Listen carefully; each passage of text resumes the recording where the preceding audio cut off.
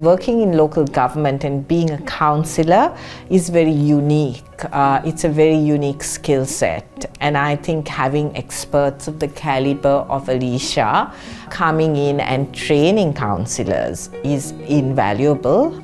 It really holds the councillors in good stead and gives councillors a level of confidence that they would not have if they did not have that training. Glen City Council is actually a great place and it's a really good organisation. We've got a good elected council. But we'd reached a point in time where we were at a bit of a tipping point.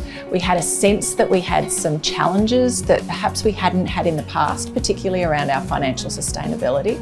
And what that was going to mean is getting the councillor group to think in a slightly different way and to really think about, well, how do we make some of these big decisions around the relative priorities that we have?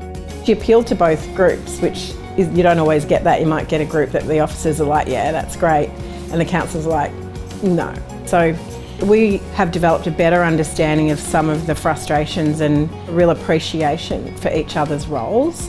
We focus very clearly on that why, that what and the how, and clearly defined the roles of people within the organisation. And I think that is important to remember.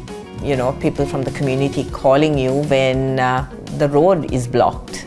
It's like a problem for council to solve, but she made it very clear to us that, okay, that's an operational issue and, you know, we need to direct that to operations. We need to be thinking big picture, and that is what leadership is about.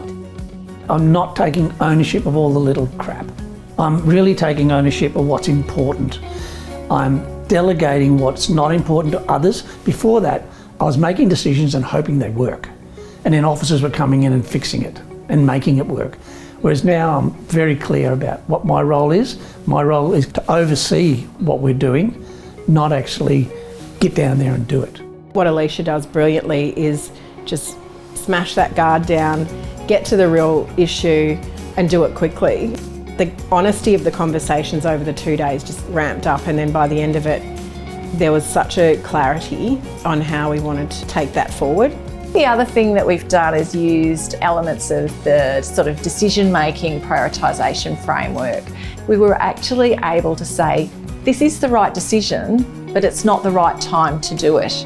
And as a result of that, we were then able to set a schedule for when some of these more difficult actions would be taken by the council over a period of 2 to 3 years, rather than necessarily thinking that everything had to be done at once. From my perspective, I would love to have someone like her in every 6 months over the councillor term to come in and really remind us about what our role is. So I found the whole process quite refreshing. I went through the whole system and I loved it.